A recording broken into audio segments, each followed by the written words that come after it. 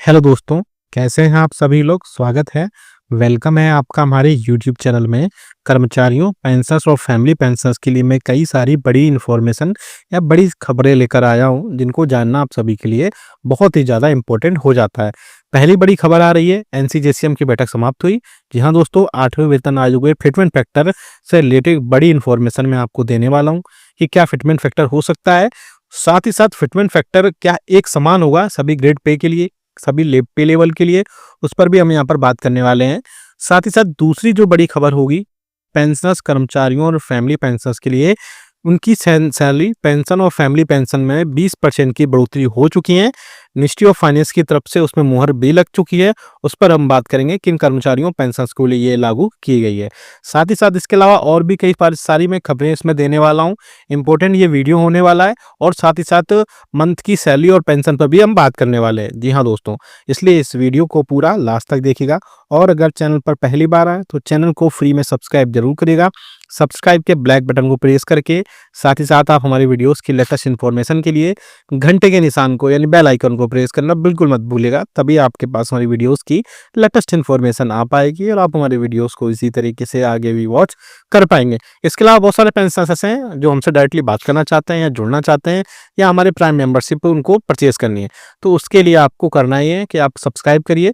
Subscribe करने के बाद में आपको ज्वाइन बटन पर क्लिक करना है और ज्वाइन बटन पर क्लिक करने के बाद आप वहां से 29 रुपए का मात्र पेमेंट करिए, मात्र 29 रुपए का पेमेंट करिए और वहां से आप हमारे 1 मंथ के प्राइम मेंबरशिप आपके पास पहुंच जाएगी और आप हमारे वहां से डायरेक्टली जुड़ पाएंगे और आपकी जो भी समस्या होगी, जो भी प्रॉब्लम होगी, वो विदिन 15 मिनट के अंदर वहां से सॉल्व कर दी जाएगी। आप हमें कमेंट बॉक्स में कमेंट लिखेंगे और नेक्स्ट आपके जैसे ही कमेंट लिखेंगे तो विदिन 15 मिनट के अंदर सारी समस्या आपको वहां पर सॉल्व कर दी जाएंगी। इसे आप हमें से, क्योंकि बहुत सारे पेंशनर्स पूछ रहे थे कि एक्चुअली हमें जुड़ना कैसे है। जी हाँ दोस्तों, पहली जो बड़ी खबर आ रही है, 8वें वेतन आयोग में फिटमेंट फैक्टर होगा एक समान, एनसीजेसीएम की बैठक हुई समाप्त। जी हाँ दोस्तों, केंद्र सरकार के कर्मचारियों के लिए वेतन संशोधन यानी वेतन पे रिवीजन फिटमेंट फैक्टर को लेकर एक बड़ी खबर सामने आ रही है। दोस्तों, सूत्रों की माने तो national council of joint consultative machinery NCJCM ने आयोग के सामने एक फिटमेंट फैक्टर को यूनिफॉर्म फिटमेंट फैक्टर रखने की बात की है। जी हाँ दोस्तों, यूनिफॉर्म फिटमेंट फैक्टर से मतलब यह है कि सभी पैक जितने भी ग्रेड पे या पे लेवल्स होंगे उन सब में से सभी की जो सैलरी और पेंशन होगा वो सबको सेम रखा जाए, क्योंकि एनसीजेसीएम के स्टाफ साइट के सचिव मिस्टर शिव गोपाल मिश्र ने कहा कि सभी वेतन बैंड यानी पे बैंड्स के लिए समान फिटमेंट फैक्टर चाहते हैं, चाहे वह पे बैंड 1 हो या पे बैंड 4 हो। उन्होंने कहा कि इससे केंद्र सरकार के सभी कर्मचारियों को समान अधिक लाभ मिलेगा और न्यूनतम तथा अधिकतम वेतन के बीच पेंशन का और पेंशन के बीच का अंतर जो है वो काफी कम हो जाएगा। क्या है फिटमेंट फैक्टर की और क्या है इसमें इसमें मांग क्या है? फिटमेंट फैक्टर वो मल्टीप्लायर होता है, गुणांक होता है जिसके आधार पर वेतन वृद्धि या सैलरी पेंशन में बढ़ोतरी की जाती है। सातवें वेतन में आयोग में अलग अलग पे बैंड्स के लिए हिसाब से अलग अलग फिटमेंट फैक्टर उसके लिए अलग अलग था। पे बैंड 1 के लिए 2.57 था, पे बैंड 2 के लिए 2.62 था, पे बैंड 3 के लिए 2.67 था, वहीं पे बैंड 4 के लिए 2.72 था और जो अपेक्स पे लेवल है उनके लिए फिटमेंट फैक्टर था वो 2.81 तक पहुंच गया। तो ऐसे में बहुत सारे जो कर्मचारी और पेंशनर्स थे उनको वहां पर सही सभी जो वेतन बैंड्स के हिसाब से समान फिटमेंट फैक्टर नहीं मिल रहा था। इसे में एनसीजेसीएम का कहना है कि 8वें वेतन आयोग में इस असमानता को, इस एनोमोलीज को खत्म कर दिया जाए और सभी वेतन बैंड्स के लिए समान फिटमेंट फैक्टर लागू किया जाए जिसमें एनसीजेसीएम की प्रमुख मांगे थी कि सभी के लिए समान फिटमेंट फैक्टर हो, सभी कर्मचारियों को एक समान वेतन गुणांक मिले जिससे वेतन असमानता को कम किया जा सके। साथ ही साथ जो पे स्केल्स का मर्जर है यानी लेवल 1 का, लेवल 2 का, लेवल 3 और लेवल 4 और लेवल 5 और 6 तक का उसमें मर्जर किया जाए और लेवल 1 से लेकर 6 तक का मर्जर होने से जो लोअर लेवल के एम्प्लॉइज और पेंशनर्स हैं उनको काफ़ी ज़्यादा वहाँ पर फायदा मिलेगा। साथ ही साथ जो एमएससीपी है यानी मॉडिफाइड एश्योर्ड करियर प्रोग्रेशन है उसमें सुधार किया जाए और पे स्केल के विलय से यानी मर्जर से उनमें पे स्टेग्नेशन की समस्या दूर होगी और न्यूनतम और अधिकतम वेतन की असमानता को दूर करना बहुत इंपॉर्टेंट है। साथ ही साथ न्यूनतम और अधिकतम वेतन में असमानता कम करने की सिफारिश की थी, लेकिन यह अंतर आखिर में बढ़ता गया। जब 4th पे कमीशन आया तो उनमें ये सारी चीज़ें कम हुई थी, लेकिन उसके बाद में ये सारी चीज़ें कम की गई और बाद में वहाँ सर सारी चीज़ें वहाँ पर फिर से बढ़ती गईं। इसमें सरकार का क्या रुक गया, सरकार ने 8वें वेतन आयोग के गठन को मंजूरी दे दी है। इसमें 1 चेयरमैन और 2 सदस्य हो सकते हैं।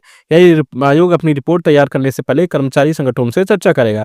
साथ ही साथ एनसीजेसीएम के अनुसार 7वें वेतन आयोग में रैशनलाइजेशन इंडेक्स लागू न किया गया तो फिटमेंट फैक्टर 3 से लेकर 3.68 के बीच होता हुआ दिखाई दे रहा है। अब सबकी नज़रें 8वें वेतन आयोग के हिसाब से सिफारिशों और सरकार के अगले कदम पर होंगी। साथ ही साथ आप हमें कमेंट करके बताइए कि क्या आपके हिसाब से क्या फिटमेंट फैक्टर होना चाहिए, या फिर क्या 8वें वेतन आयोग में कर्मचारियों को कितना लाभ मिलेगा या कितना प्रतिशत तक लाभ मिल सकता है। ये सब चीज़ें आप हमें कमेंट बॉक्स में कमेंट करके बताइएगा और आपके हिसाब से हमें बताएगा कि इन सब चीज़ों में कितने प्रतिशत तक की बढ़ोतरी देखने को मिल सकती है। अब बात करते हैं दूसरी, जो कि निकल कर आ रही है, 20% अतिरिक्त पेंशन का आदेश जारी हुआ। होली से पहले अतिरिक्त मिलेगी पेंशन आपको। जी हाँ दोस्तों, खबर निकल कर आ रही है मध्य प्रदेश सरकार की तरफ से, जहां आपने पेंशनरों को होली से पहले अतिरिक्त पेंशन की बड़ी सौगात दी है।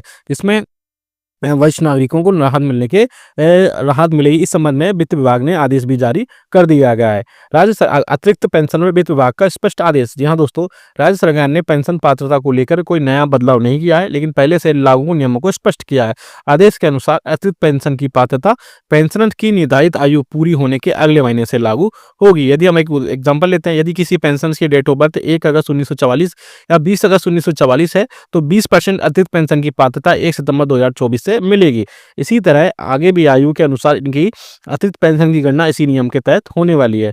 और इसके अलावा यदि कोई पेंशनर 100 वर्ष की आयु पूरी कर लेता है तो उसे 100% अतिरिक्त पेंशन का लाभ मिलेगा। वहीं इस प्रकार की प्रक्रिया में कर्मचारियों पेंशन को थोड़ा सा लाभ मिलेगा जानी। और इसके अलावा आपको पता ही है कि जो राज्य सरकारें भी धीरे धीरे जो 80 से 85 साल में 20% का, 85 से 90 30% का, 90 से 95 40%, 95 से 100 50% और 100 से अधिक या 100 से अधिक पर 15% मिलेगा। ऐसे में मध्य प्रदेश के कर्मचारियों के लिए थोड़ी सी राहत मिलेगी, क्योंकि पहले जो नियम थे वो बहुत ज़्यादा स्पष्ट नहीं थे। अब स्पष्ट होने के बाद कर्मचारियों पेंशन और फैमिली पेंशन के लिए वहाँ पर फिर से चीज़ें ऐड होना स्टार्ट हो जाएंगी।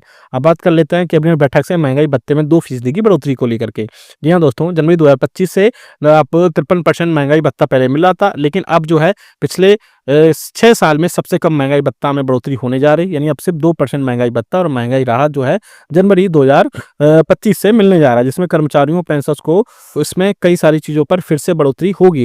जिसमें सबसे कम बढ़ोतरी यहाँ पर डीआर में बढ़ोतरी होती हुई दिखाई दे रही है, क्योंकि डीआर में all India consumer price index के जो आंकड़े आए उनमें सबसे कम बढ़ोतरी हुई है। ऐसा पहली बार हो रहा है कि जब 6.5 साल बाद महंगाई भत्ते में केवल 2% की बढ़ोतरी हो रही है, जबकि आमतौर पर 3 से 4% की बढ़ोतरी हमेशा होती थी। ऐसे में कर्मचारी पेंशन के लिए थोड़ी सी यहाँ पर एक अच्छी खबर नहीं है, क्योंकि और जो all India consumer price index का डेटा आया है उसके हिसाब से आपको वहाँ पर टोटल बढ़ोतरी कब हुई है, और वहाँ से महंगाई भत्ता और महंगाई राहत में सिर्फ 2% की लागू हुई थी। और कर्मचारियों को 2% बढ़ोतरी मिलेगी, लेकिन 3% इसमें बढ़ोतरी हो सकती थी।